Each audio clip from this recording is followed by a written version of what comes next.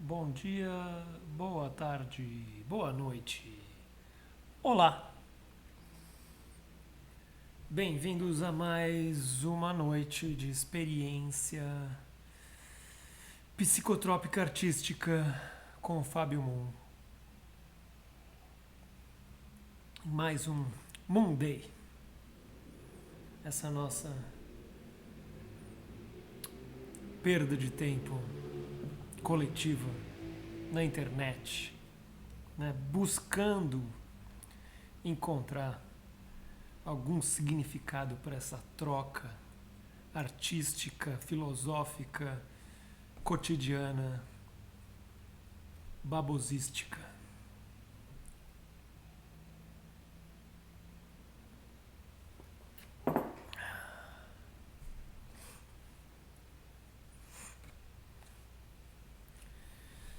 Depois de 2 semanas de férias do Moon Day, voltei.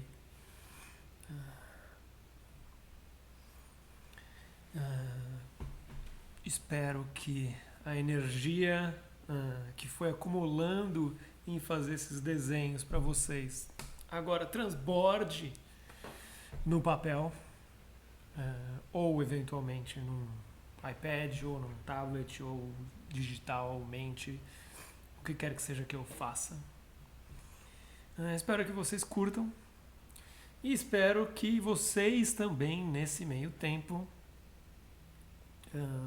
tenham pensado em perguntas para fazer, né? Em temas para a gente conversar, em coisas para a gente refletir e aí, quem sabe, com essa energia toda, a gente anda para frente e produz alguma coisa, joga no mundo, né? Ó, já vou começar respondendo uma pergunta aí, ó. Boa noite, Moon. Me tira uma dúvida antiga, por favor. Por que seu nome é Moon? Olha só. Ele é um nome artístico que, inclusive, eu já respondi em entrevistas, já respondi em outras lives. Por que do Moon? Né? Basicamente, começou com umas cartas de amor secretas que eu mandava para uma menina no colegial, e na época eu estava lendo Moon Shadow, então eu colocava Moon nas cartas de amor secretas.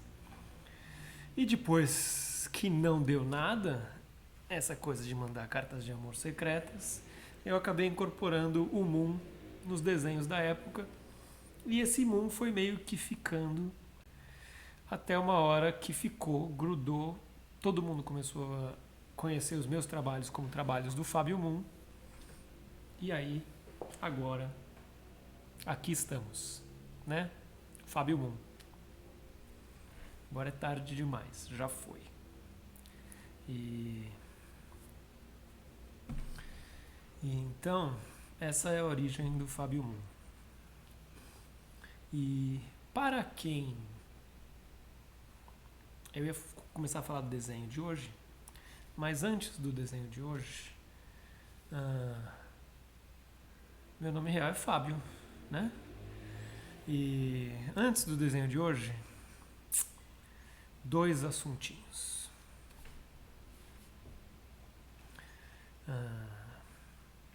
Essa semana eu tomo a 2ª dose da minha vacina, né?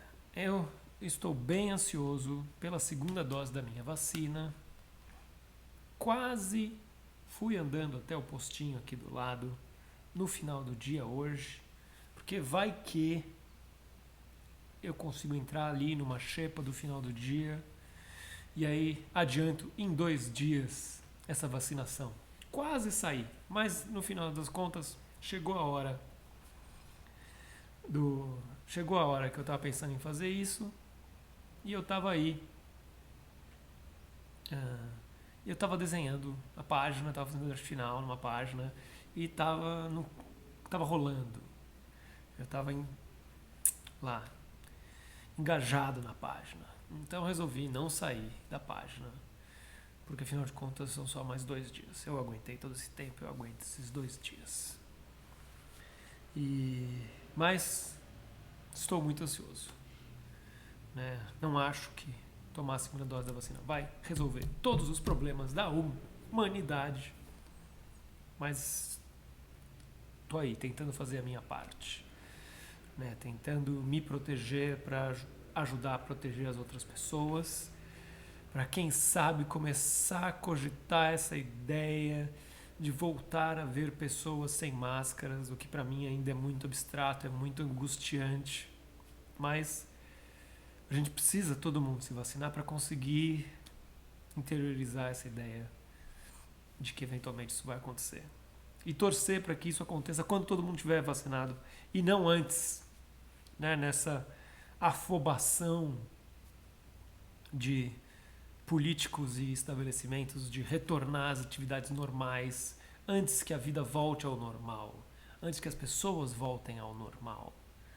É muito perigoso a gente cair nessa ilusão de que as coisas voltaram ao normal e se deixar levar pelos arredores. Então, se você começa a sair na rua e tá todo mundo andando sem máscara, indo a restaurantes e bares e qualquer coisa sem máscara, você pode ficar com essa falsa impressão que as coisas voltaram ao normal e ainda não voltaram ao normal.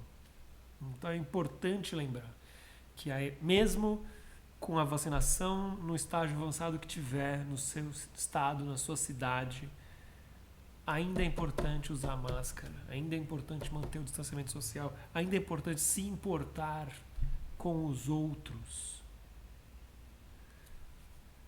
né? Então,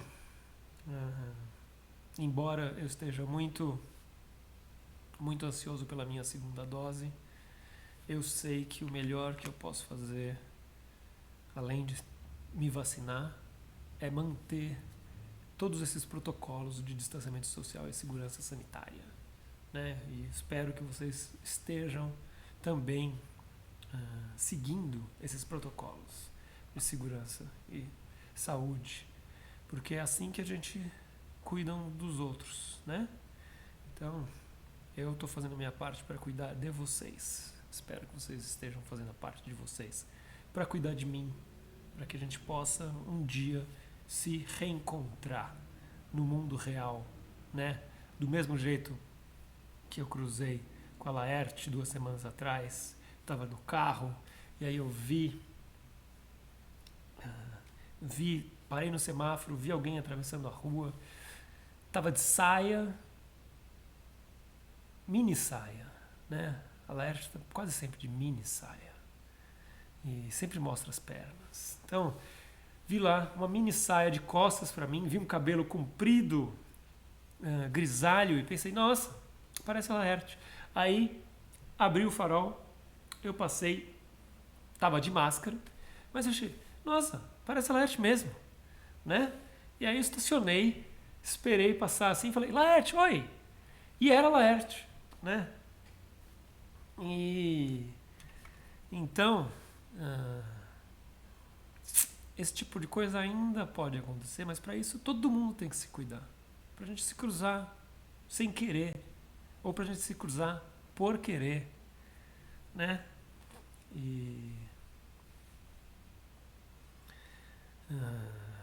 Então, quem sabe, todo mundo se cuidando, vocês são as próximas pessoas que vão cruzar com a Laerte atravessando a rua, ou vão cruzar comigo andando de bicicleta por São Paulo, né?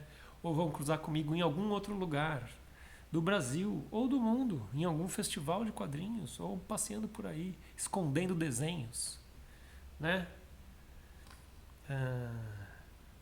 Em quase todos os festivais de quadrinhos que eu participava durante os últimos anos, eu escondia desenhos pela cidade ou ao redor do centro de convenções, do lugar onde acontecia o festival, a convenção, para as pessoas procurarem os desenhos. E aí achava o desenho ficava para você, né? A minha caça ao desenho, né? Todo mundo precisa se cuidar para que a gente possa sair no mundo e voltar a caçar desenhos escondidos por aí, né? A gente precisa se cuidar para que eu possa voltar a esconder desenhos por aí, né? Porque enquanto isso não acontece, a gente tem que ter paciência, ficar em casa e fazer os desenhos aqui virtualmente, se encontrar virtualmente e, e aí torcer, esperar, ter paciência e produzir, né? Bom, vamos lá. Cadê meu café?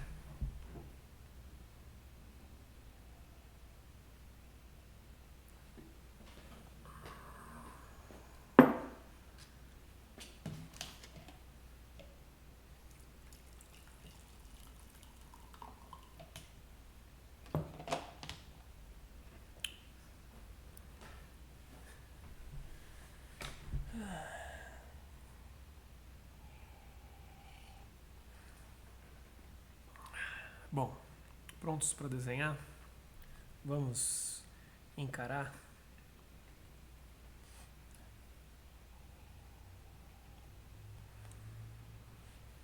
João, nós de São Paulo não somos exatamente amigos de bairro, mas às vezes sim, às vezes não, né? São Paulo é tão grande e hoje em dia tem tanto quadrinista em São Paulo que nem sempre a gente mora no mesmo bairro e nem sempre a gente se cruza com facilidade.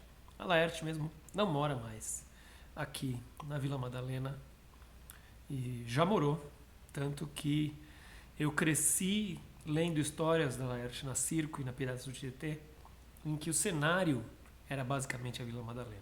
Então eu aprendi a reconhecer o cenário das histórias do Laerte e ver quando eu saía de casa, quando eu ia para a escola. Foi uma das primeiras vezes que eu vi que essa coisa de desenhar um cenário que as pessoas reconheçam faz com que elas se sintam incluídas na história, faz com que as histórias mais fantásticas que sejam, né, deixa o leitor com essa impressão que tipo, nossa, isso pode acontecer comigo, né? Então eu tô aqui na Vila Madalena, mas eu posso, sei lá, acabar entrando numa festa onde só tem mulheres, né? Como uma história que o Laerte fez chamava Fadas e Bruxas. E então histórias da Laerte desenhadas na Vila Madalena me fizeram ver pela primeira vez a Vila Madalena como cenário de histórias em quadrinhos. Mas hoje em dia ela não mora mais na Vila Madalena. Não, hoje em dia nem eu moro mais na Vila Madalena. Meu estúdio continua aqui, mas eu moro, sei lá, em Pinheiros, Alto de Pinheiros. E vamos lá.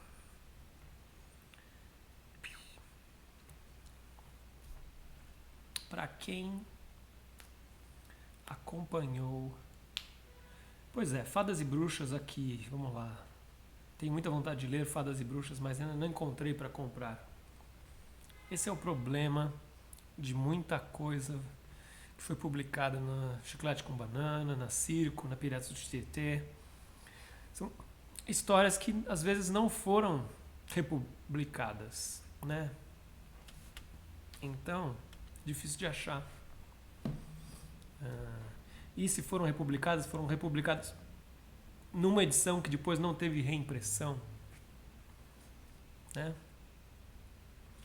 Então, é difícil. Ó, faltaram esses 2 quadrinhos. né, nessa página que eu estava fazendo hoje de manhã, durante o meu aquecimento do Monday.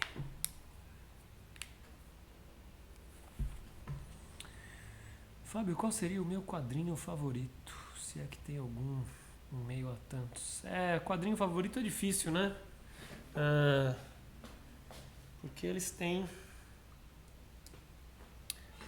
qualidades diferentes. Então, eu gosto. Talvez se eu tivesse que falar, tipo, nossa, esse quadrinho é incrível, vai continuar incrível, continua incrível. Eu vou sugerir Bone, do Jeff Smith, como meu quadrinho favorito.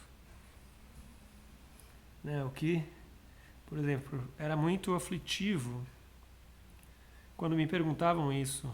Qual é o seu quadrinho favorito? E eu falava, nossa, meu quadrinho favorito acho que é Bone, do Jeff Smith. Só que não tinha, durante anos, saiu só nos Estados Unidos e nunca chegou a sair inteiro aqui, porque Bone era uma série e, sei lá, 55 números foram publicados.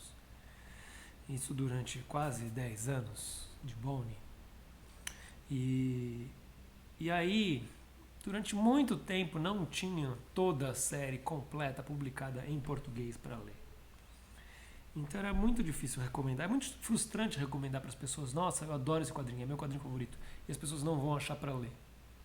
Né? Que nem falar do Fadas e Bruxas, que provavelmente é uma das minhas histórias da Laerte favorita, né? Junto com uma outra história que eu não lembro o nome, porque eu não tenho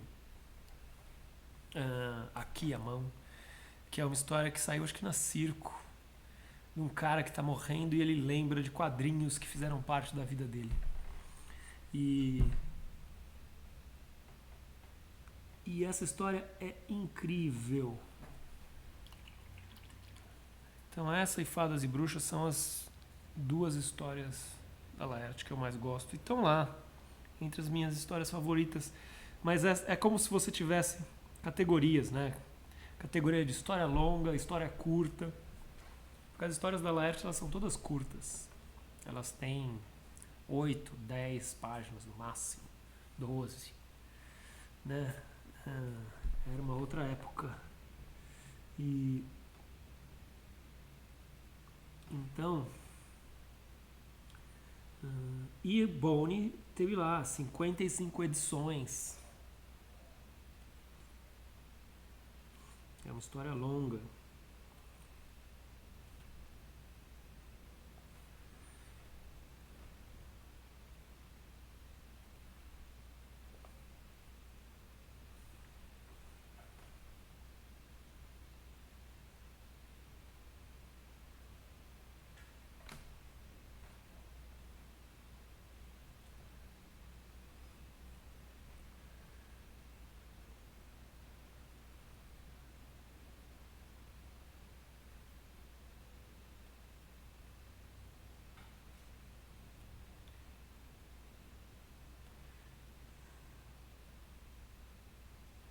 E aí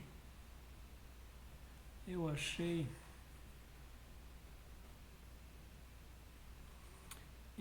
muito eu achei uma coincidência cósmica da vida aí, que hoje eu estava fazendo essa página aqui no meu aquecimento do Monday, né?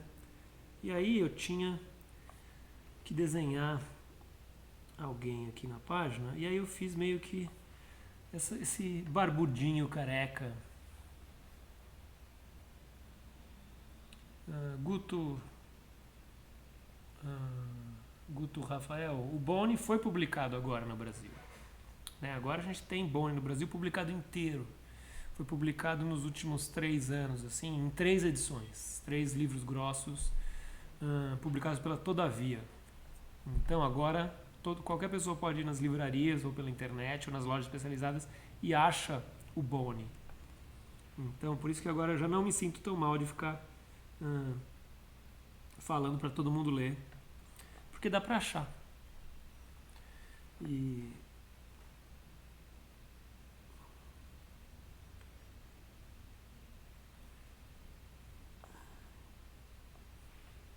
E aí então, vamos lá, voltando aqui pro...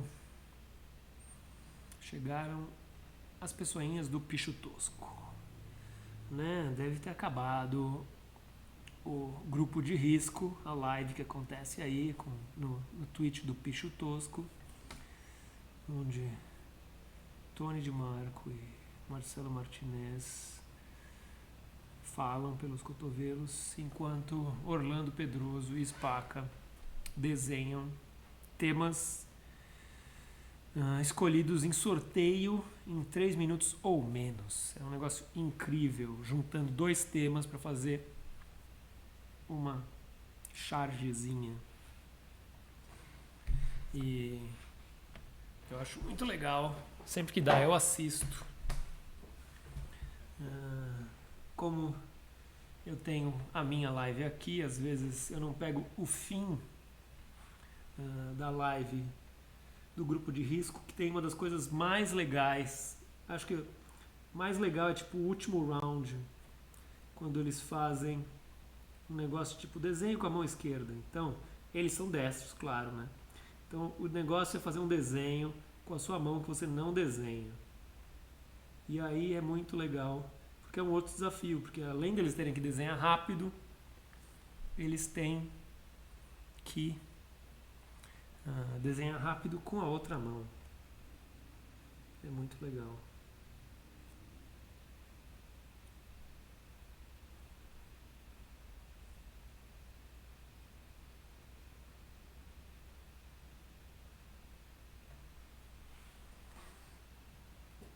Olha o Bar espionando a minha live. Tá aí espionando a minha live, vê se eu não revelo nenhum segredo, provavelmente, do Umbrella Academy.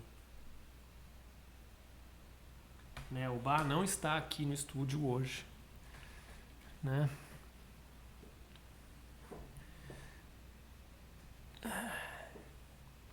Porque hoje o Bar tem outras preocupações, outras obrigações, né? O Umbrella está na última semana de gravação da 3ª temporada. Então, vocês podem imaginar que talvez o Bar esteja acompanhando a última semana de gravação. Ele não tá, porque a gente está na pandemia, né? Mas ele podia estar. De alguma maneira ele tá, porque ele recebe os dailies da filmagem todo dia. Ele só não tá lá.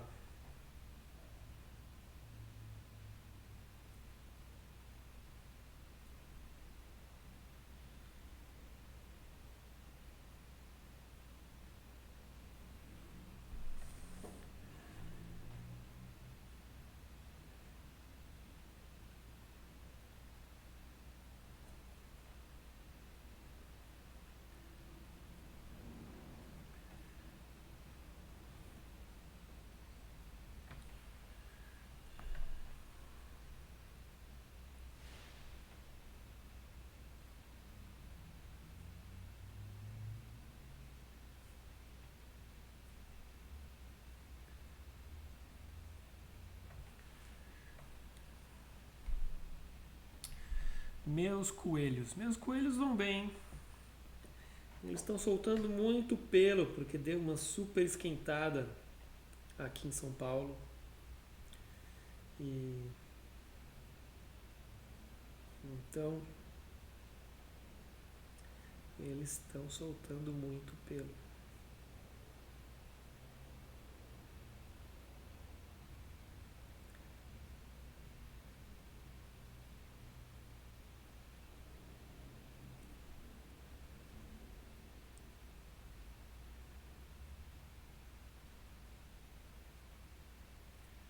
Mas eles estão bem.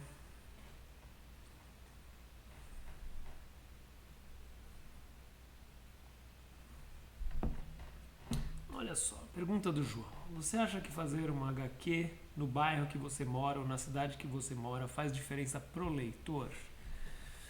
Olha, João, o que faz diferença pro leitor não é exatamente que você faz a história se passar no bairro que você mora. Mas é o que fazer a história se passar no bairro que você mora pode trazer para a história. Então não é o que você vai desenhar, né? Mas é o que você, o que as coisas que você está desenhando, elas acrescentam, sei lá, tematicamente, emocionalmente, né? Então, você vê, pro meu caso lá, quando eu vi as histórias da Laerte, era essa sensação de que histórias fantásticas acontecem em qualquer lugar. E se as histórias fantásticas acontecem em qualquer lugar e eu reconheço o lugar da história como um lugar que eu passo pela rua, eu fico com essa impressão de que as histórias podem acontecer comigo. Né? Então eu me sinto parte dessa história fantástica que eu estou lendo. Né? Então, é isso que... E aí, tem uma parte de retratar esse mundo que faz com familiaridade, que é um reflexo da Laerte morar na Vila Madalena, ou ter crescido por perto da Vila Madalena, ou bairros parecidos com a Vila Madalena, em São Paulo. Né? Porque tem elementos que apareciam nessas histórias que não eram exclusivos da Vila Madalena. Né? Mas que eu reconhecia porque tinham aqui, do mesmo jeito que tinham em Perdizes, que é um outro bairro de São Paulo, do mesmo jeito que tem em alguns bairros no Rio, do mesmo jeito que tem em alguns bairros em Campinas e diversos outros lugares do Brasil. Né? Por exemplo, eu gosto muito de desenhar essa confusão visual que são os fios de eletricidade e os postes que a gente tem nas cidades do Brasil. Né? Eu acho que isso às vezes cria um desenho bonito, cheio de linhas e confusões, e dá uma cara que é típica dos postes e dos fios de eletricidade aqui no Brasil, que não é tão parecido com outros lugares onde a eletricidade toda foi para baixo da terra, né? E todos os fios são debaixo da terra. E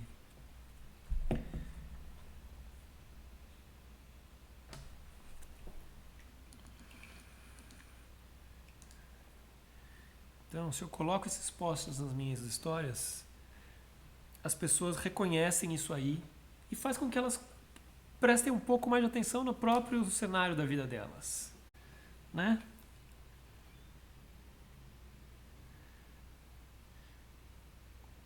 E, que nem eu falei, também não é um negócio exclusivo de São Paulo ou do Brasil. Então, outros lugares do mundo onde os postes ainda estão para fora da Terra e os fios estão para fora da Terra, também tem essa imagem, também tem essa zoeira visual. E aí as pessoas ao redor do mundo também se reconhecem.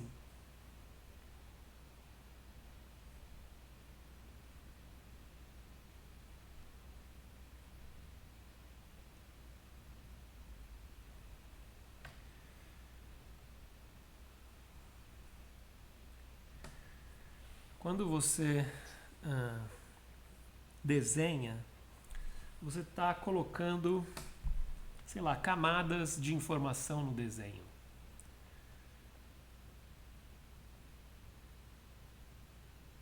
E aí, algumas camadas são mais superficiais e as pessoas entendem mais rápido, ou pessoas em qualquer lugar entendem. E algumas camadas do desenho são mais para uma segunda leitura, ou para quem tem alguma intimidade um pouco maior com o tema ou com o lugar, ou para quem consegue desenhar com um pouco mais de detalhe. Então, fazer quadrinhos e desenhar uma história em quadrinhos tem a ver com esses detalhes. Quais você coloca, quais você tira.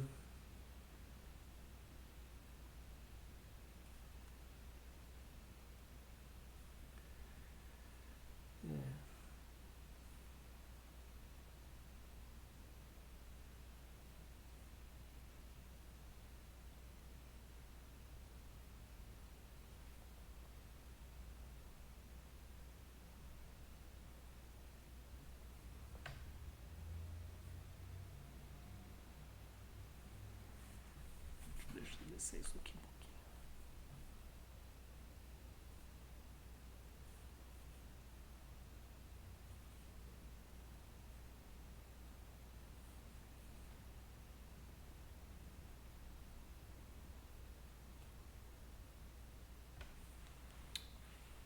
Difícil.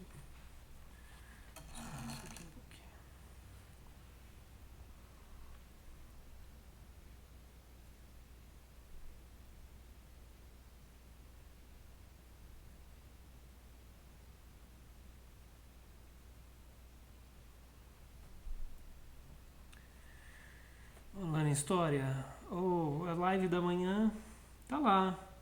Você pode ver depois no Instagram. Ficou lá gravada. Eu não falei muito sobre a ideia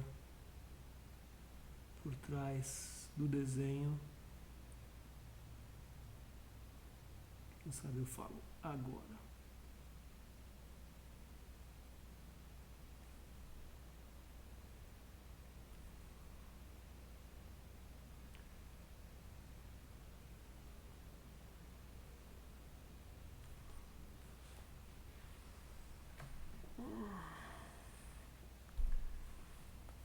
Você vê.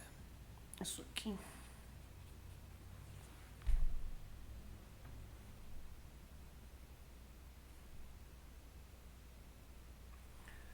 Jogar só um pouquinho. Tinta aqui.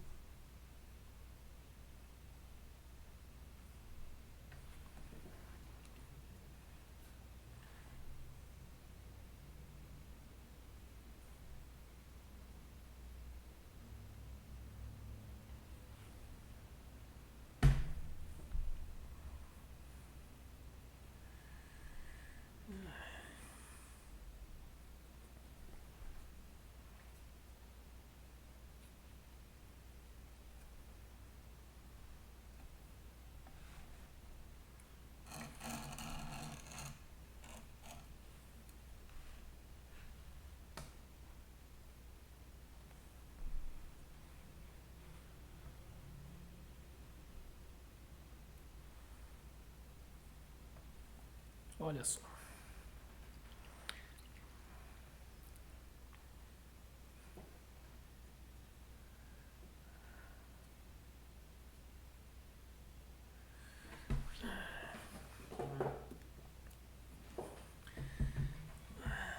Basicamente, o lápis dessa página, eu tava fazendo um diálogo entre dois personagens, né? E aí o diálogo dos personagens era sobre ter uma câmera fotográfica e saber usar. E se soubesse usar, ok, sabe usar, então tá contratado. Então, era basicamente a figura de um editor ou um chefe de fotografia e um fotógrafo, uma fotógrafa. E o cara tava perguntando se ela tinha uma câmera, sabia usar, ok, então tá contratada, começa amanhã. Essa foi o diálogo que eu pensei para criar essa ceninha aqui. E aí, enquanto eu estava desenhando, depois que eu fiz esses quadrinhos, eu comecei a pensar nessas figurinhas que eu ia desenhar. Aliás, falta aqui. Vou conseguir aqui fazer um...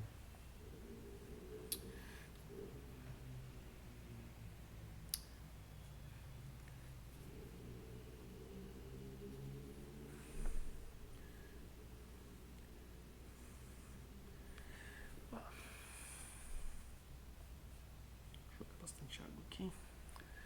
Vou jogar um pouquinho mais de tinta.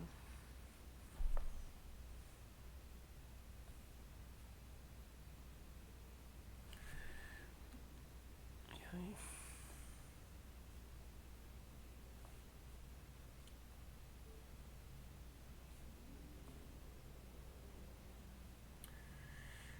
Então, você vê, às vezes a gente tem que prestar atenção no desenho e parar de prestar atenção no que a gente está falando.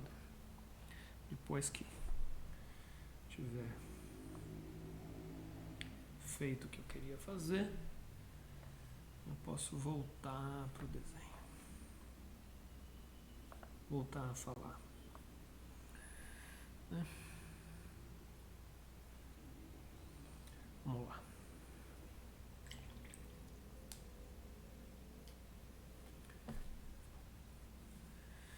E aí, eu tinha que pegar esse diálogo entre uma pessoa fazendo as perguntas e a pessoa fazendo as respostas. E aí eu tive essa ideia de, entre uma pergunta e uma resposta, que estão perguntando sobre câmeras fotográficas e saber usar e tirar as fotos, eu pensei em intercalar com umas imagens de câmeras fotográficas. E aí eu fui olhar na internet, pesquisar umas câmeras fotográficas, como essa câmera antiga Rolleiflex, como essa câmera da Canon AV1, que o Bá tem uma igual, que comprou na época da faculdade, quando a gente tinha aula de fotografia. E aí eu ia colocar uma terceira câmera mais antiga, né, mais analógica, e aí o Bá sugeriu de eu colocar um iPhone, né, um telefone com lente, uma câmera. Então eu acabei desenhando aqui um iPhonezinho. E aí então eu tinha o diálogo, tinha as falas, que depois eu apaguei, eu anotei as falas direitinho, depois apaguei, para poder colocar as falas no computador, para poder colocar as falas em português, em inglês, em qualquer língua. E aí fui pensar no desenho mesmo, né? E aí, depois que eu pesquisei as câmeras, aí eu comecei a pensar nos personagens. E o que... isso aqui foi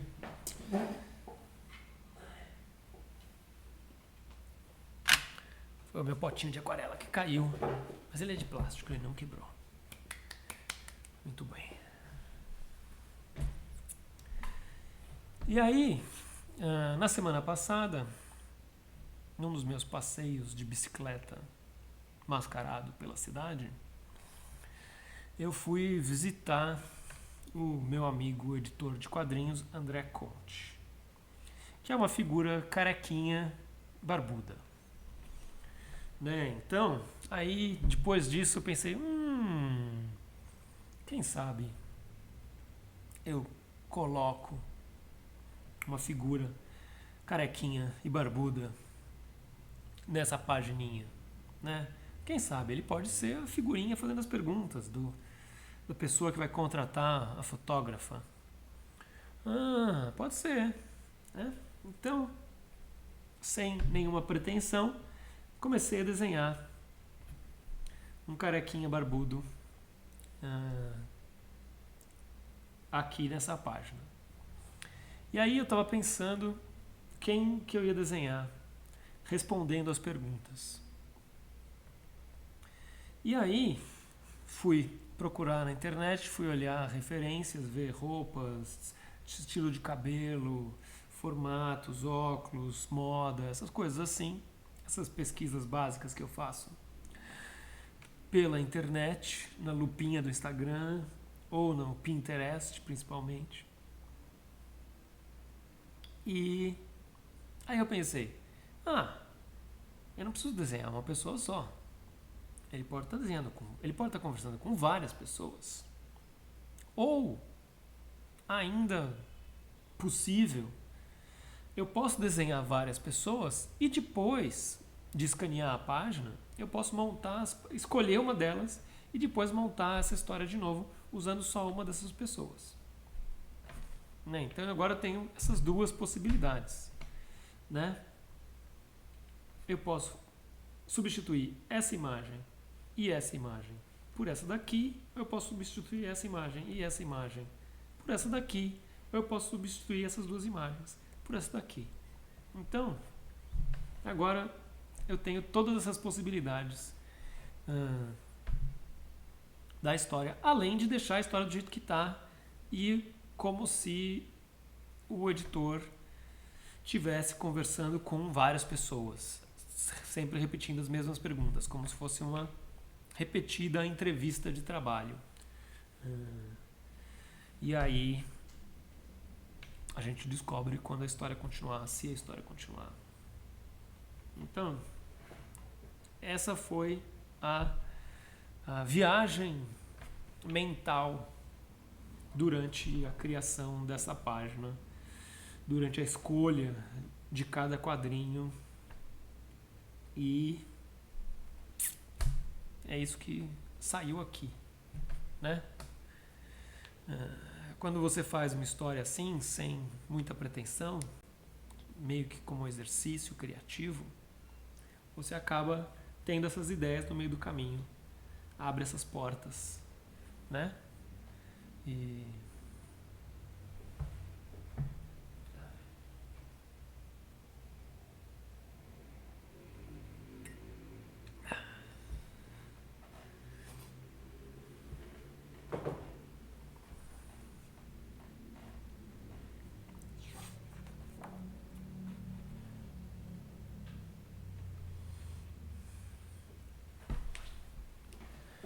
vamos ver isso aqui.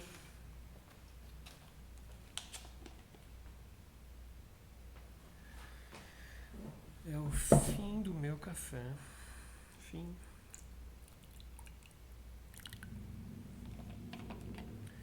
E vocês, pessoinhas que ainda estão assistindo, tem alguma pergunta?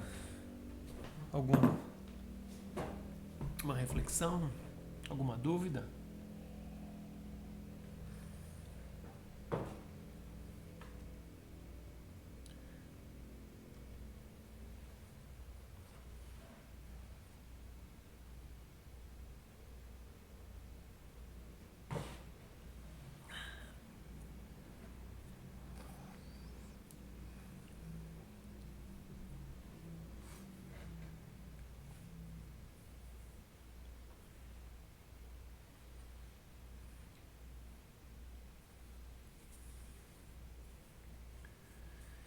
Ai, minhas férias foram boas? Elas foram férias daqui só, né? Eu tirei férias das lives. Eu tava de férias.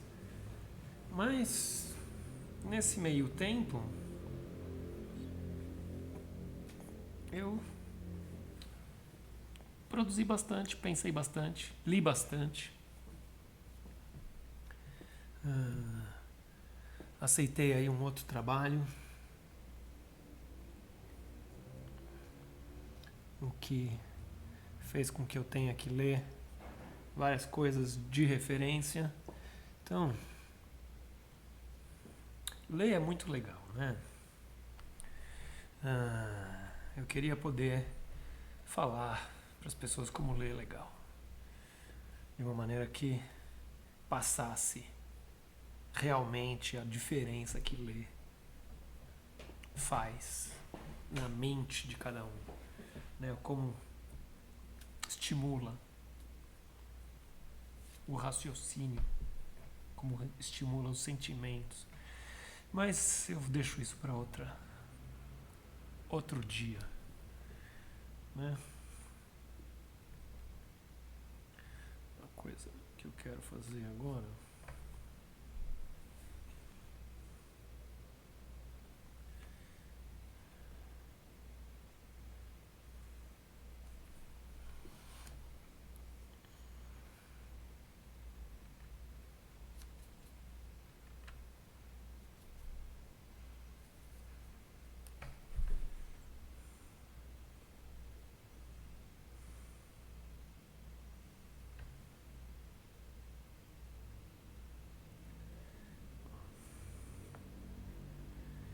Esse pincel grande aqui,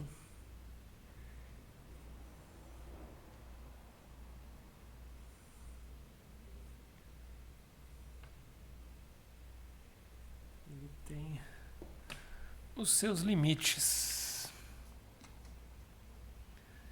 Então, O negócio é usar um pincel mais fino mesmo. E pensar, vamos lá. Perguntinhas. Como você faz o gestual no desenho? Olha só.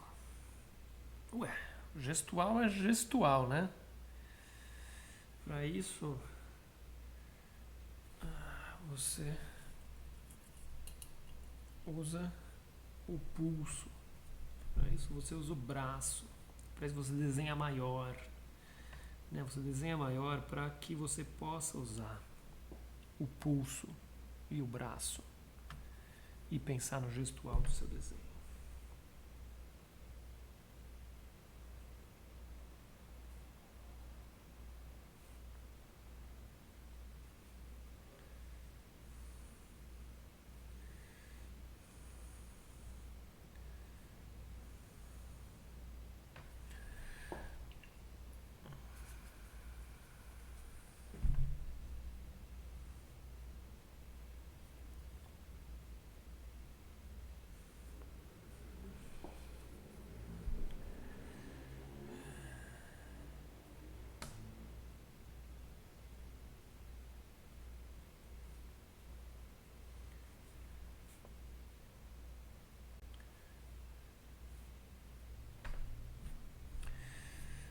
Vamos ver.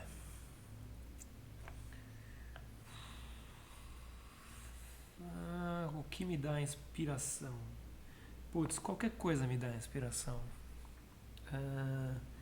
Eu acho que o que me dá mais inspiração são relacionamentos. Então, emoções. Vamos simplificar para emoções. Então, se eu reconheço uma emoção numa música, isso pode me inspirar. Se eu reconheço emoção em algo que eu estou lendo, isso faz com que isso me inspira. Pode ser na vida real, né? Se eu sinto alguma coisa, se eu vejo alguém demonstrando alguma emoção, tudo isso ajuda.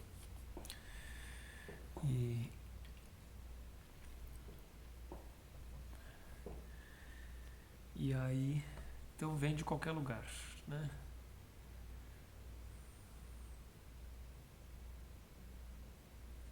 Como fazer o quadrinho ser mais valorizado pelas pessoas que não leem? Tornar o quadrinho acessível na mesma medida da música, por exemplo.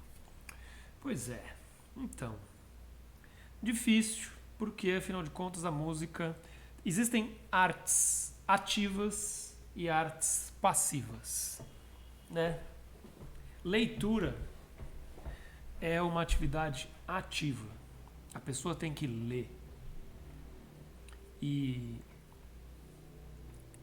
filme, TV e música é uma arte passiva. A pessoa fica lá parada e recebe tudo. Então, essas artes passivas, elas chegam mais longe, porque as pessoas que recebem têm que fazer menos esforço. Então, as artes ativas, em geral, elas não chegam tão longe porque dependem mais das pessoas fazerem um esforço. O que essas pessoas não sabem é que, às vezes, esse esforço que você faz de ler uma história, esse esforço que você faz de ser uma parte importante para essa história acontecer, que essa história não acontece se você não a ler, acaba fazendo com que você se envolva mais com a história. E às vezes ela pode deixar uma marca maior dentro de você. Então,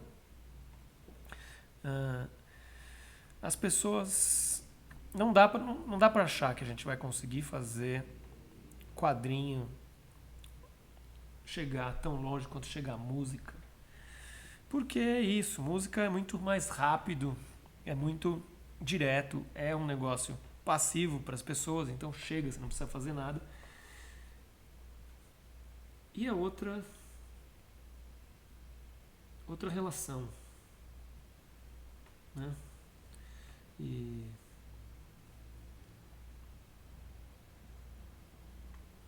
Mas o negócio não é fazer como outra, né? É tentar melhorar a nossa linguagem, né? Então, melhorar a nossa linguagem em relação com as pessoas. Criar uma sociedade que estimule a leitura. Criar um Brasil onde as pessoas leiam mais, né? A gente lê muito pouco no Brasil. E isso é um reflexo de como a gente não valoriza a leitura. Né? A gente não valoriza a leitura na escola. O governo hoje em dia nem valoriza a escola, né? E aí, se a gente não valoriza a leitura, a gente cria um país que não lê, que é o país que a gente vive, um país que não lê. E então é difícil fazer qualquer coisa que tenha que ler. Ainda mais quando a leitura tem a sua velocidade própria. Não é algo como o resto da velocidade da internet, a velocidade do cinema, a velocidade da música. Né? A gente vive nesse mundo internetico que tem essa velocidade dinâmica do clique instantâneo. Então, também existem formas de expressão que combinam mais com isso, que dialogam com mais facilidade com essa velocidade. E aí, os quadrinhos também perdem um pouco de terreno, porque eles têm uma velocidade de leitura menor. Né? Você precisa de mais tempo para ler. Você precisa de mais tempo para se envolver. E aí, nesse meio tempo, as pessoas estão lá vendo pornografia na internet. E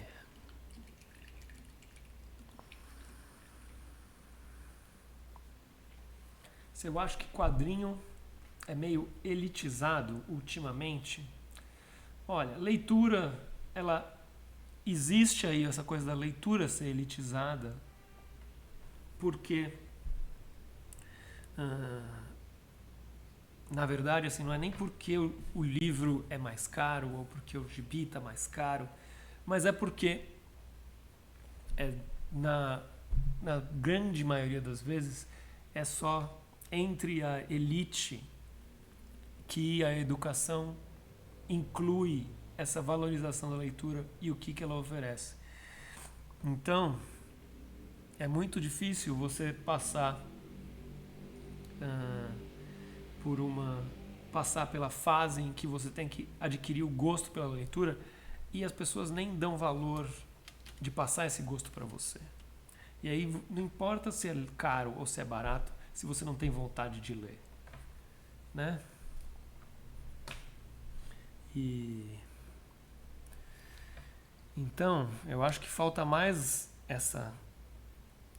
esse esforço de criar esse hábito de leitura, de gosto pela leitura, de gosto por descobrir algo com um pouco mais de calma e talvez um pouco mais profundamente.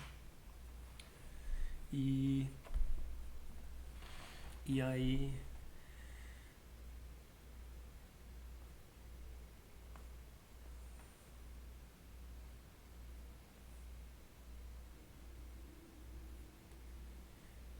a gente volta para outros problemas, como quadrinhos estarem mais elitizados só porque é mais caro.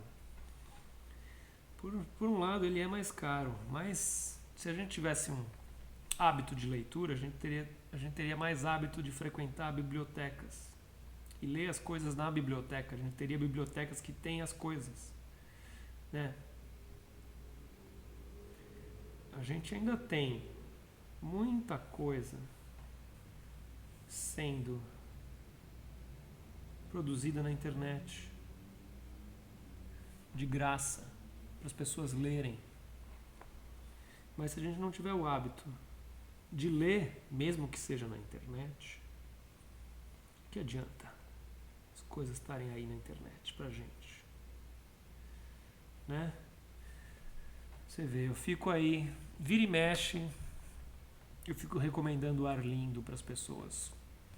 Que saiu agora uma edição física, publicada pela editora seguinte, mas era um quadrinho que foi publicado na internet, virtualmente, de graça, todo mundo podia ler.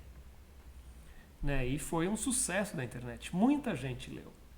Mas para toda essa muita gente que leu, tem muito mais gente que não leu. Porque não tem esse costume de procurar coisas para ler.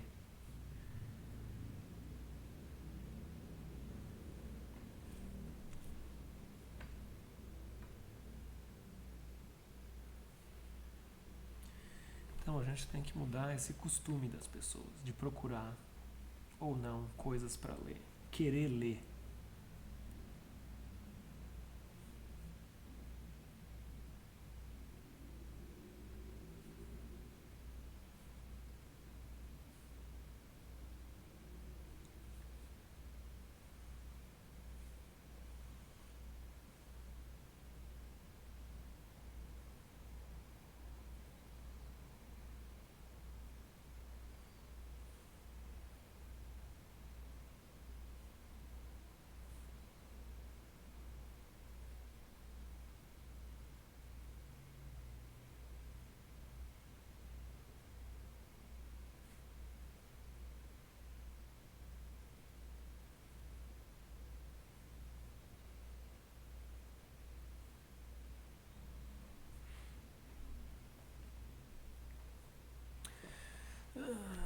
Artes referência. Eu gosto muito do Munhoz. Eu gosto muito de diversos, sei lá, dessa escola argentina de desenho, né? Escola espanhola argentina de desenho. Eu gosto do Eduardo Riso, acho incrível. Eu gosto muito do Brescia, acho também incrível.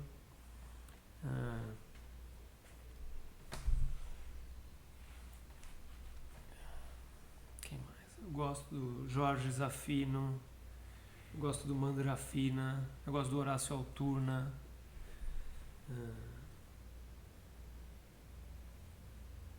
Então, eu acho o trabalho deles incrível.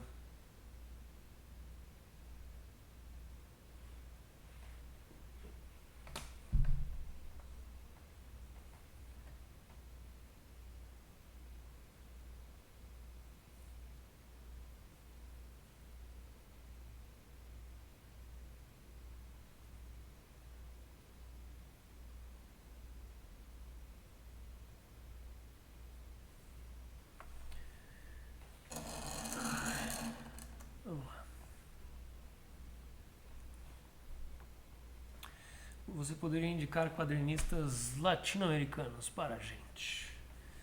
Então, vamos lá. Acabei de falar um monte, mas vamos pensar em coisas que dá para achar, né? Tem um gibi que chama O Eternauta.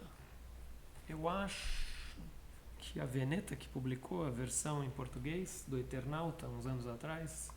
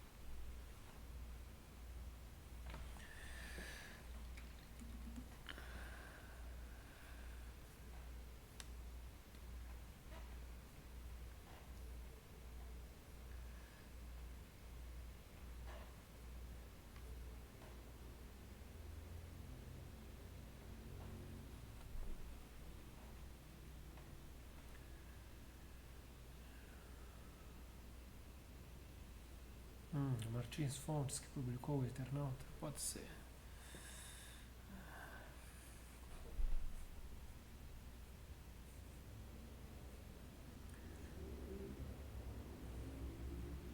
Uma vez eu fui viajar para a Argentina, em Buenos Aires tem, você vê, essa coisa que a gente estava falando sobre leitura. Tinha uma época que tinha mais livraria em Buenos Aires do que tinha no Brasil inteiro. Isso pode ser um pequeno exagero, mas não um grande exagero, né? Tem muito mais livraria em Buenos Aires do que em qualquer outra cidade do Brasil e do que em várias cidades juntas.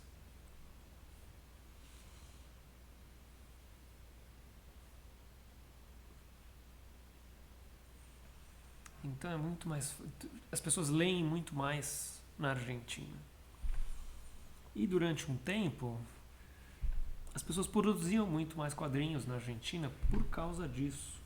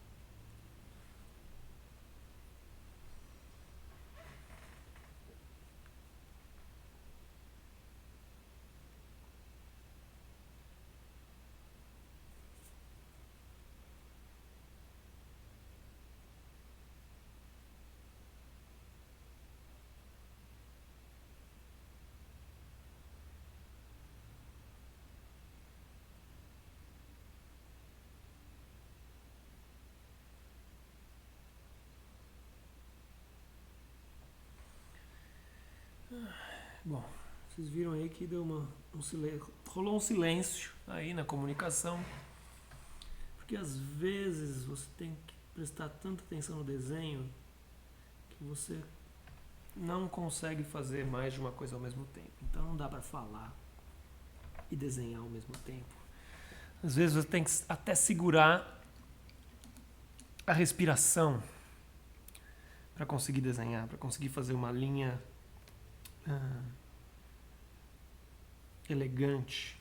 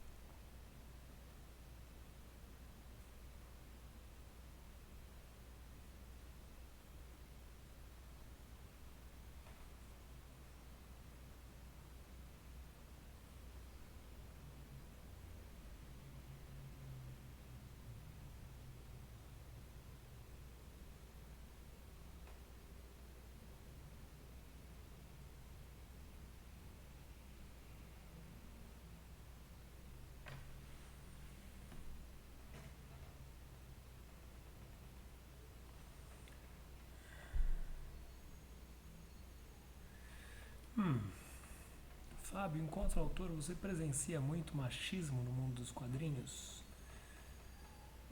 Olha só, M-Bot is raiding with a party of 27. Lani, daqui a pouco eu volto para sua pergunta. Só, vamos ver.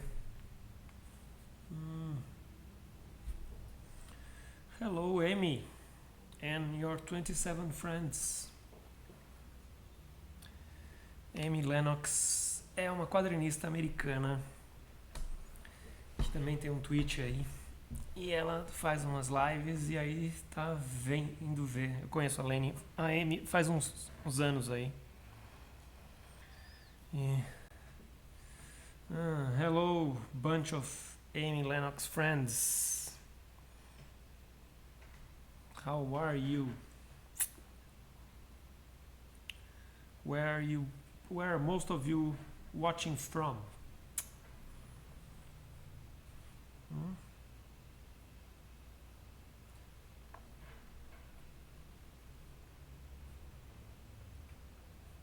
Just as a heads up, I'm mostly speaking in Portuguese here because so far, before all of you arrived, I only had Brazilians watching. So if I keep speaking in Portuguese, don't mind and just focus on the pretty pictures.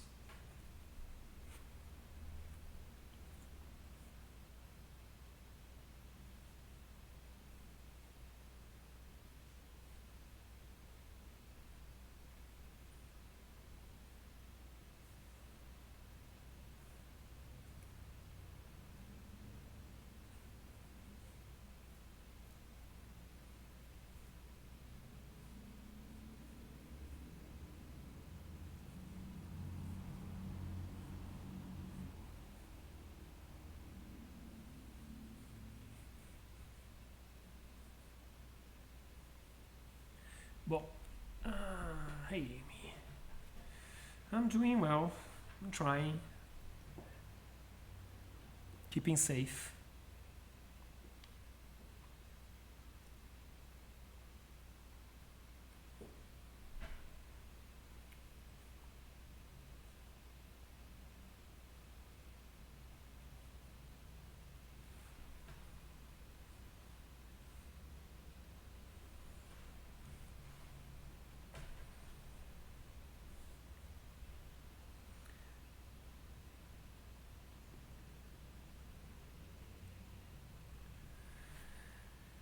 Vamos lá, vamos voltar para perguntinhas em português. Pois é, machismo nos quadrinhos, no mundo dos quadrinhos. Existe. Já foi pior. Já foi pior, já foi melhor.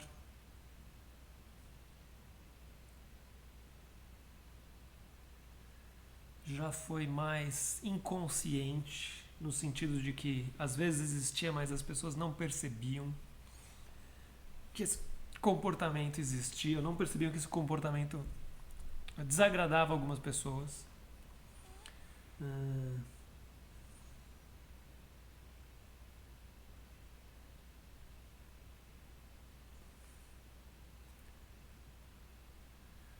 Mas, ao mesmo tempo, eu acho que ele nunca foi exclusivo de excluir pessoas, né?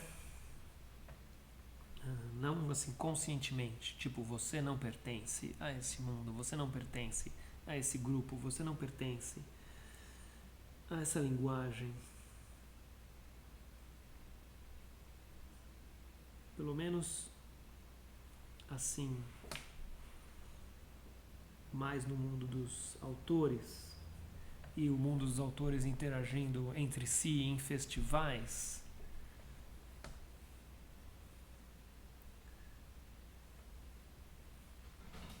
A gente não tem um mercado de quadrinhos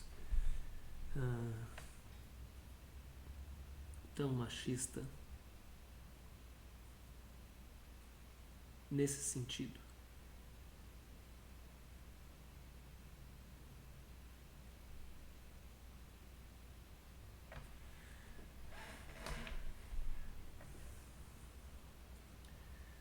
Mas, inevitavelmente, se você faz histórias em quadrinhos para um público majoritariamente masculino, e se você faz histórias em quadrinhos como um autor majoritariamente tímido, sem muito tato social, você acaba criando aí histórias e leitores tímidos que se relacionam com isso.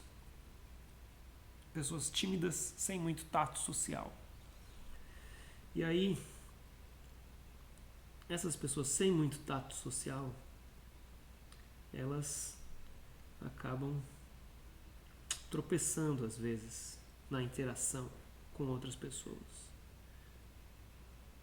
O autor de quadrinhos acaba passando muito tempo sozinho trabalhando, é um trabalho solitário.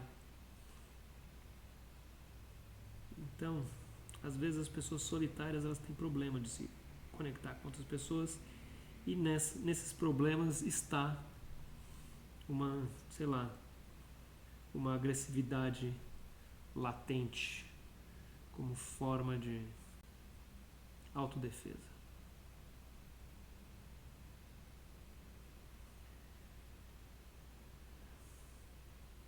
Mas eu tenho essa impressão que esses anos que a gente passou com o aumento de festivais de quadrinhos e com a internet ajudando pessoas a se conectarem,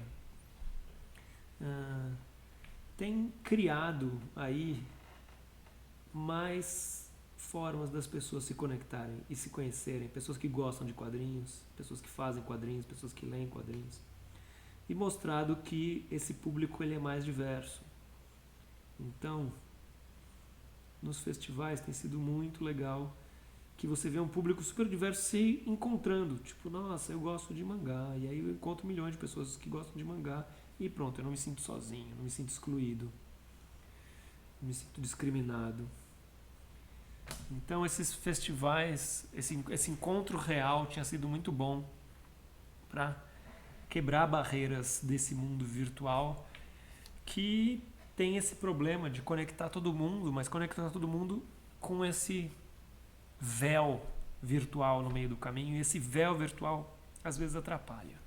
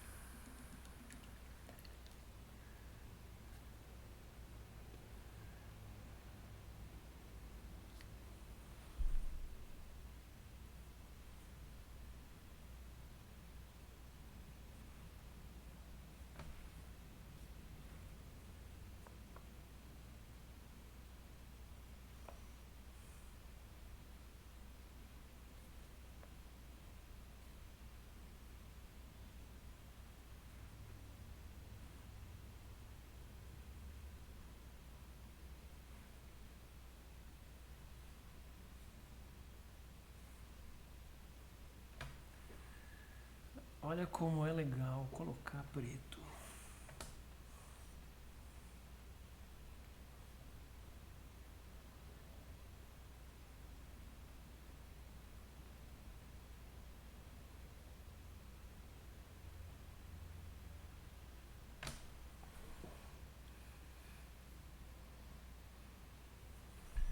Como o desenho ganha outro peso.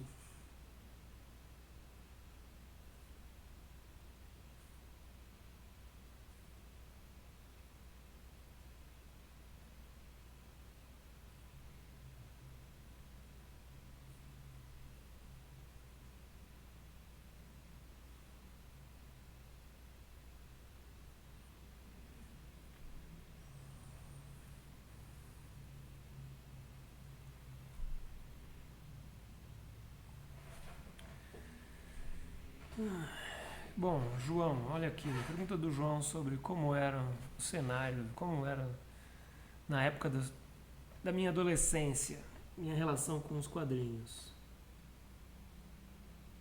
Ó, então vamos lá. Ó, um desses insetozinhos que começam a proliferar no verão, quando esquenta. Aqui. Vai pra lá. Vai. Não, não, não. Vai pra lá. Vai pra lá. Então, quando eu era um adolescente. Primeiro, né? Quando eu era um adolescente, não tinha internet. Então,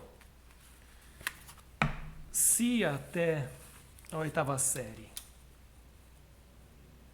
que pra vocês hoje em dia é o 9º ano, eu só conheci o Bá, que fazia quadrinhos, que queria fazer quadrinhos, que gostava de desenhar quadrinhos. Então, o limite da minha interação com o mundo dos quadrinhos era o Bá. E o resto era só o que eu lia, né? E também não tinha festival de quadrinhos quando eu era adolescente. Então, eu também não via quadrinista em lugar nenhum, né? Então era um mundo muito abstrato, era um mundo só dos quadrinhos que eu lia. Não existia a presença do autor, não existia a presença dos outros leitores, não tinha essa interação. Eu só comecei a interagir um pouco mais com o mundo dos quadrinhos quando eu acabei chegando no colegial. E aí, na época do colegial, eu e o Bá, a gente foi fazer um curso de desenho, meio de quadrinhos, num lugar que chamava Estúdio Pinheiros. E lá a gente conheceu outras pessoas que gostavam de quadrinhos. E mais ou menos nessa época,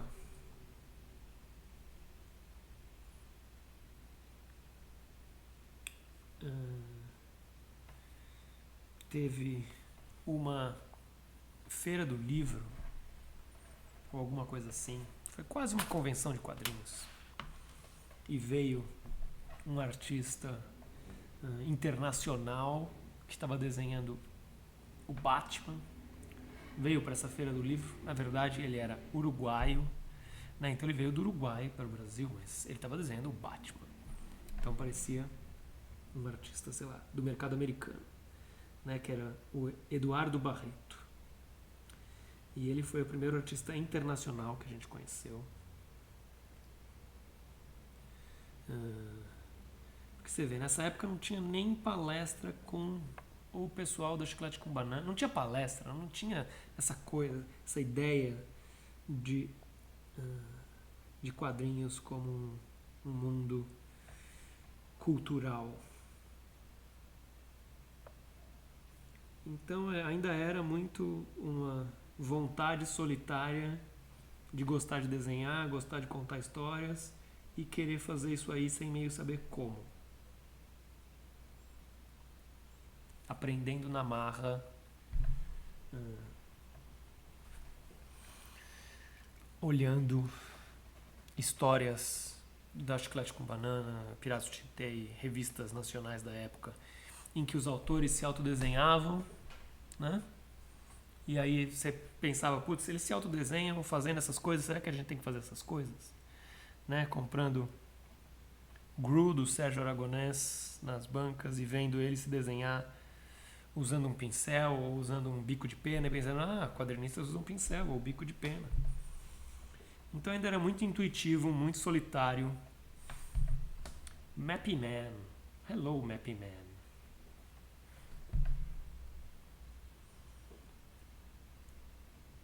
E aí, quando a gente entrou no Estúdio Pinheiros, no começo do nosso colegial, a gente começou a conhecer outras pessoas que também queriam desenhar quadrinhos.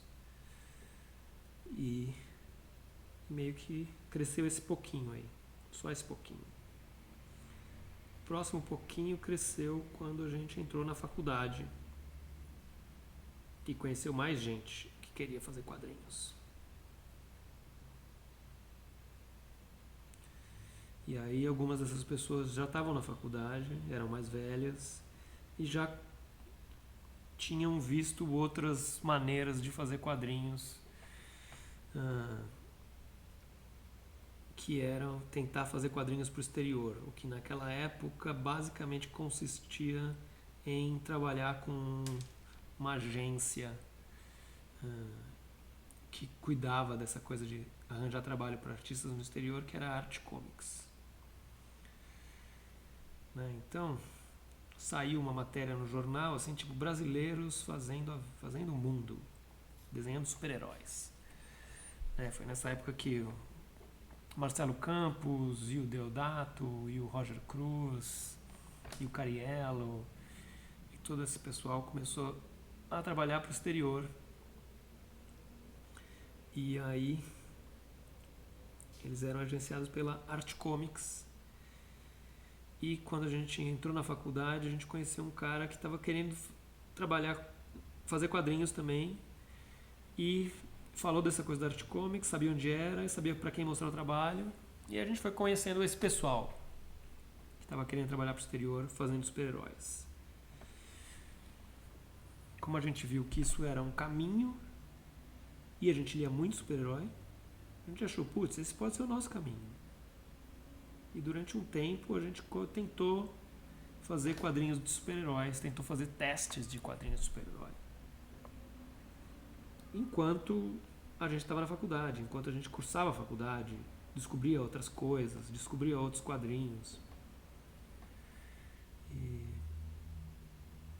Mas a gente foi lá tentando fazer esse caminho dos testes, página teste, para desenhar X-Men, para desenhar o Hulk, para desenhar Super-Homem. Mas nunca deu certo naquela época, nem hoje, nunca deu certo aquilo, porque principalmente naquela época ainda tinha muito forte essa ideia de que você tem que desenhar com um estilo que está fazendo sucesso na época. Né? Então, Thales, sim, eu tenho todos esses testes aqui em algum lugar no estúdio, guardados numa pasta ou numa gaveta. E então não é exatamente fácil de achar, tem que procurar nas pastas e nas gavetas.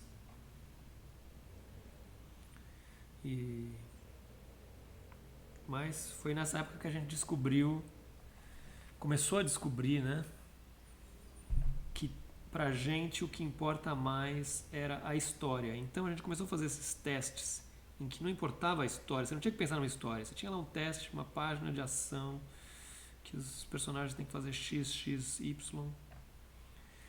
E aí não tinha história nessas páginas. Então a gente perdia interesse no meio de desenhar essas páginas e elas ficavam muito toscas. Então, pro nosso ponto de vista, quase todas as nossas páginas de teste são muito ruins. Porque falta o que a gente mais gosta numa história em quadrinho, que é a história. E aí foi aí que a gente começou a perceber que pra gente a história era mais importante, que pro nosso desenho a história era essencial. E a gente começou a perseguir histórias e tentar descobrir quais histórias a gente queria contar e coisas assim. E isso foi fazer com que nosso desenho fosse melhorando e chamando mais atenção. Naquela época a gente nem tinha estilo. A gente ainda era muito mais leitor de quadrinho, fã de quadrinho, do que artista. A gente copiava diversos estilos, mudava de estilo de um mês para o outro. Era muito... Ainda era muito... A gente não pensava muito nessa coisa de estilo. Isso foi uma das coisas que a gente parou para pensar enquanto a gente estava desenvolvendo o estilo durante a faculdade. E a faculdade ajudou a gente a pensar nisso. Tipo, qual é o seu estilo? O que, que você quer dizer com o seu desenho? Por que, que você desenha desse jeito?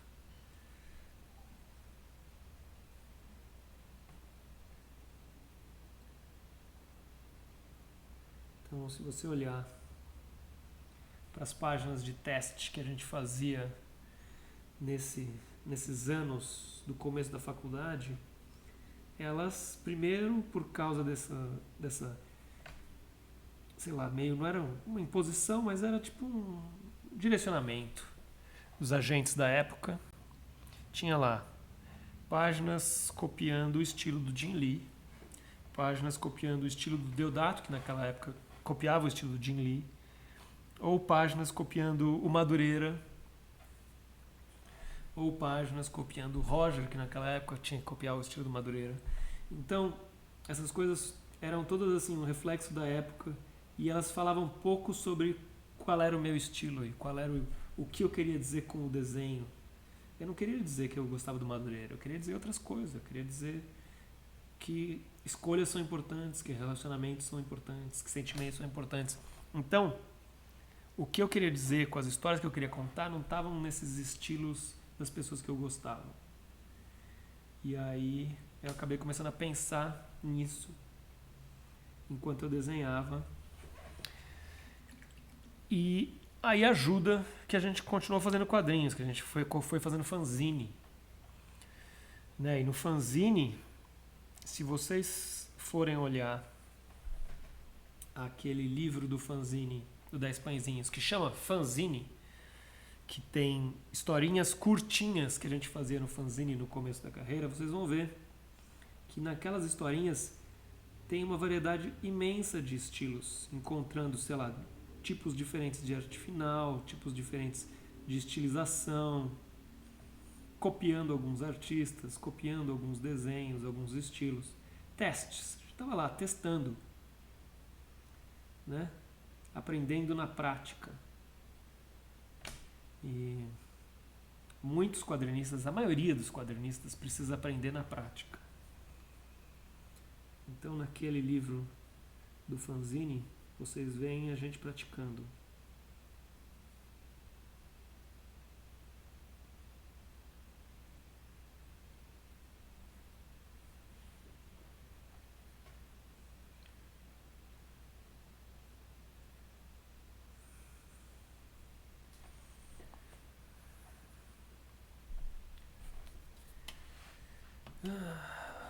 Naquela época a gente desenhava em A4, mas a partir do momento que a gente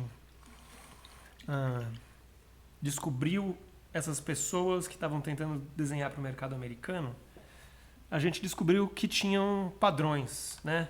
Um pouquinho antes, quando a gente começou a fazer aquele Estúdio Pinheiros, o professor do Estúdio Pinheiros, um cara chamado Taki, Domingos Takeshita, ele mostrou que ele desenhava em A3.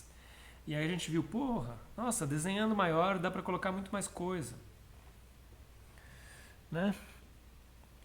E aí a gente começou a fazer desenhos maiores. Antes daquilo a gente só tinha feito desenho em A4 ou menor, ou desenho no caderno só, né?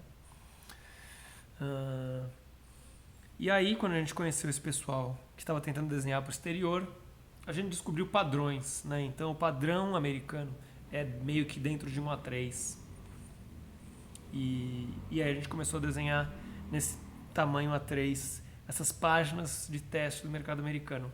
Mas quando a gente foi fazer o fanzine, a gente desenhava num A4 para ser mais rápido, porque o fanzine saía toda semana. Então a gente desenhava num A4 ou às vezes a gente desenhava num A5, porque A5 era o tamanho da página que era impressa no fanzine, né? Metade do A4. Então a gente reduzia as páginas em A4 no Xerox e montava o bonequinho em A5.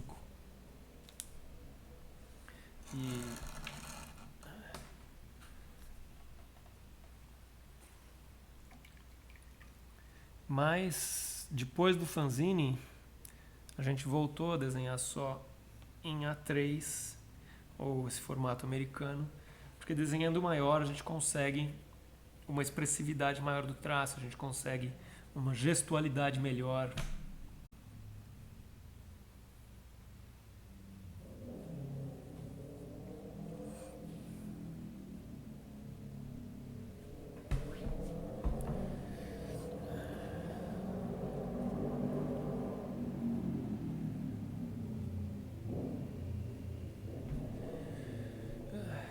Ó, João, você também tem que entender que quando a gente era criança, o gibi era publicar, os gibis de quadrinhos, eles eram publicados meio que nesse formato A5, que era o que as pessoas chamavam de formato pato. E era chamado de formato pato porque em algum momento lá, quando eles iam definir o tamanho do gibi das revistas em quadrinhos aqui no Brasil, que era para começar a publicar revistas da Disney, do Pato Donald, um cara lá da editora que começou a publicar isso, pegou uma folha de jornal, dobrou e chegou nesse formato, que é tipo um A5, que é metade de um A4, e falou, olha, esse é o formato que vai sair o gibi. Porque pegava o tamanho da folha e dividia lá em tantas folhas para imprimir na gráfica e dava esse formato. E aí esse formato pato é meio que um A5. E eu cresci lendo gibi nesse tamanho. Então para mim não era estranho. É meio que o formato que os mangás são publicados, né? Você pega o Lobo Solitário, ele tá lá nesse formatinho.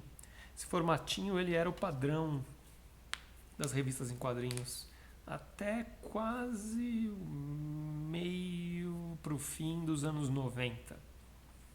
E aí, no meio pro fim dos anos 90, as editoras começaram a publicar meio que todas as revistas de super-herói num formato um pouquinho maior e revistas em formatos maiores começaram a virar meio que o padrão. Ou a gente desenhava com menos detalhe quando a gente desenhava em A5, ou a gente desenhava com uma caneta mais fina, achando que tipo, tinha que ter detalhe, então a caneta tem que ser mais fina. Né? Só depois a gente foi aprender que se desenha maior com uma caneta mais grossa, e aí você reduz e o traço fica mais fino. Mas no começo era muita caneta 05 ou 01 ou 005. Né? Ou páginas com menos quadrinhos. Né? Esse é o segredo do mangá, por exemplo. Os mangás são desenhados num formato menor do que esse formato americano das páginas. Então, a maioria dos mangás é desenhado numa página menor. Então eles põem menos quadrinhos por página. Porque não dá para colocar tanto detalhe numa página menor. Tem que desenhar menor, tem que colocar, cabe menos quadrinho e assim o quadrinho pode ter um tamanho maior. E dentro dele você pode colocar detalhes.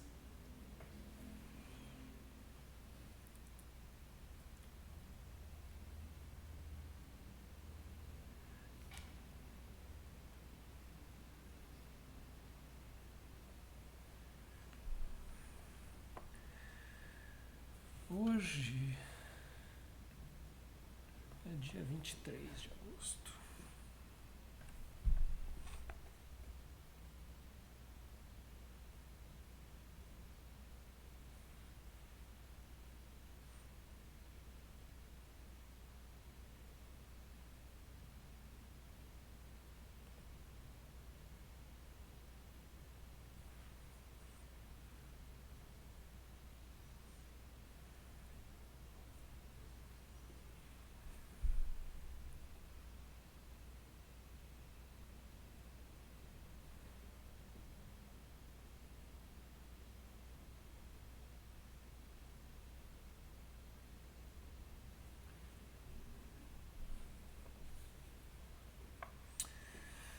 Clim88, I'm sorry I'm speaking so much in Portuguese. Thank you for appreciating the drawings. I hope you like them. Like I said earlier to Amy, most of the people watching here are Brazilian, so most of the time I speak in Portuguese. And eventually, if somebody asks a question in another language, I'll try my best to answer it in the language asked.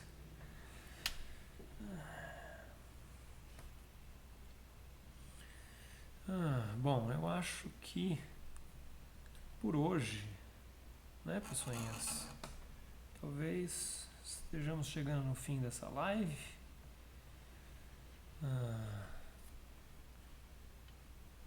Já são 9h40. Já me diverti um pouquinho com esse desenho, né? Já me diverti um pouquinho com as pagininhas com os quadrinhos da página anterior. Quem sabe em algum momento durante a semana, um momento mais descontraído, eu pegue e ponho uma cor. Eu até deixei as cores prontas aqui para isso. Mas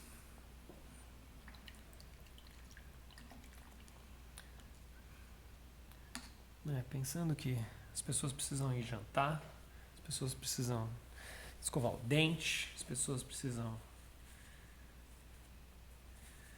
fazer lição de casa. E eu tinha deixado as tintas preparadas aqui para talvez colocar uma cor aqui. Mas a gente vai ter que deixar isso para outra ocasião, eu acho.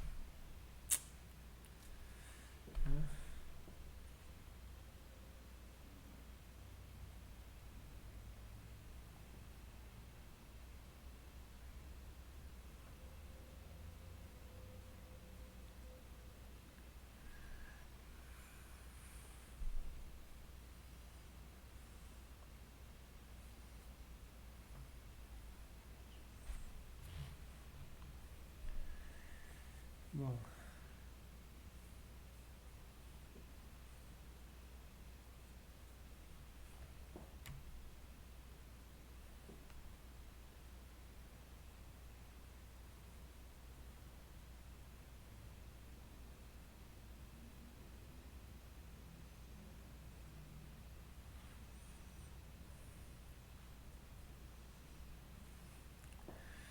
tem tantas possibilidades ainda para esse desenho. Vou jogar umas tintas. Tinha uma pergunta perdida aí que era tipo, Fábio, você já pintou telas? Eu já pintei telas. Durante a faculdade pintei telas.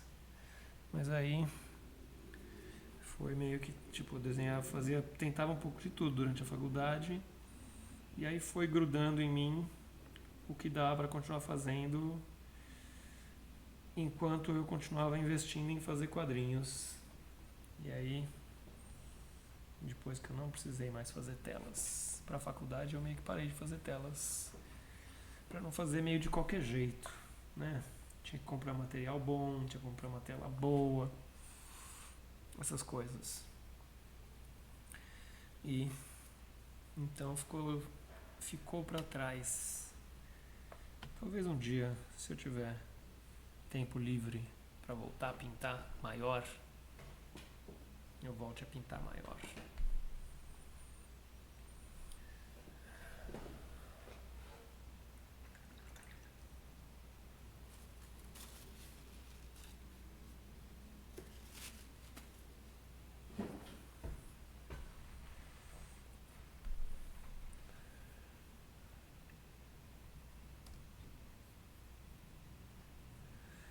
Bom,